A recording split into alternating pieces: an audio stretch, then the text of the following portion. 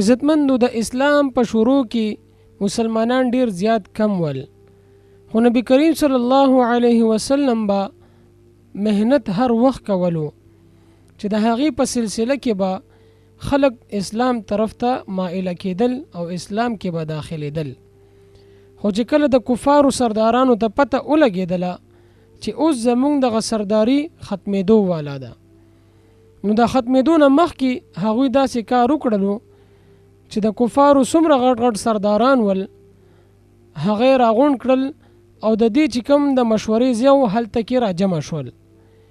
مشوره کوله د نبی کریم صلی الله علیه وسلم خلاف چې موږ به څه وکړو چې د دې کس نه ځان خلاص کو.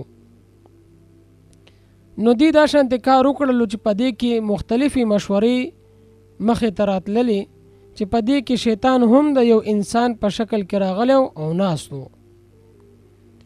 نو دې کې بعضې کس وویل چې د دې ښار نه به وباسو او جلا وطن به کو.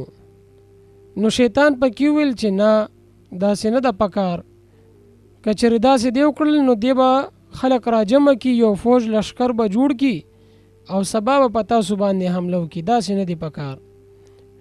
بل کس پکې مشوره وکړه چې دا به ګیر کو او قید به کو. نبی کریم صلی الله علیه وسلم د پاره د قید کولو مشوره ورکړه. شیطان د هغې هم مخنیوی وکړي، نه داسې نه ده پکار، قوم والا به راشي او تاسو نه به خلاص کی، داسې نه ده پکار.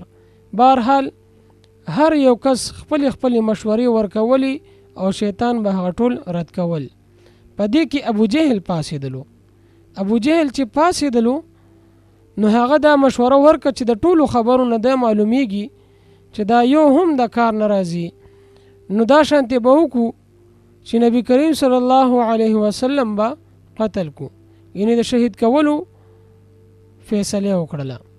نو شیطان مخې سره په دې خبره پاسېدلو او ویل چې دا اوس صحیح کار دی. نو عزتمندو شیطان زموږ ښکاره دشمن دی. قرآن کریم کې الله رب العزت خیلی دی چې شیطان د انسان ښکاره دشمن دی. الله په قرآن کې فرمایلی دی بېشکه شیطان ستاسو دشمن دی نو هغه دشمن وګڼئ. دا د آیت ترجمه ده.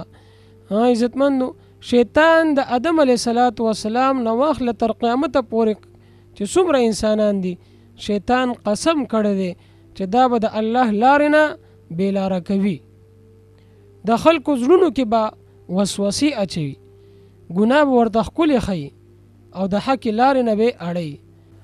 عزتمندو کله چې کفار د اسلام په خلاف سپلین جوړوي نو شیطان داسې کار کوي چې هغه باطل خلق د هغوی زړونه نور هم په خپل کفر کې ټینګ کړي چې دوی په دې خپل پلان کې نور هم مضبوط شي. خو مسلمان ته پکار ده چې په دې باندې پوه وي د فتنو نه بچ کېدلو دپاره د سره خپله اسلحه چې ورته موږ وایو هغه موجود وي او هغه مضبوطه کړي چې هغه څه دی؟ ایمان ده، تقوا ده، قرآن دی او د رسول الله صلی الله علیه وسلم سنت دی. مسلمان چې دغه څلور څیزونه مضبوط ونیسي نو بیا شیطان دته هیڅ نقصان نشي ورکولی، ځکه چې الله په خپله موږ ته قرآن کې فرمایلی دی چې د شیطان چل چې کم دی دا کمزوری دی، یعنی شیطان چې کم چال چلی چال هغه کمزوری دی. نو مسلمان ته پکار ده چې 5 وخته مونځ پابندي وکړي، د قرآن تلاوت او ذکر زیات وکړي، سحر او ماښام مسنون اذکار ووایي او د ګناهونو او د بدو ملګرو نه ځان وساتي او په الله باندې توکل وکړي. نو شیطان چې څومره وسوسې دي د هغې نه به موږ محفوظ یو. نو موږ ته پکار ده چې قرآن او سنت دا ښه مضبوط ونیسو، د الله په مرسته سره بیا موږ د هر فتنې نه بچ پاتې شو.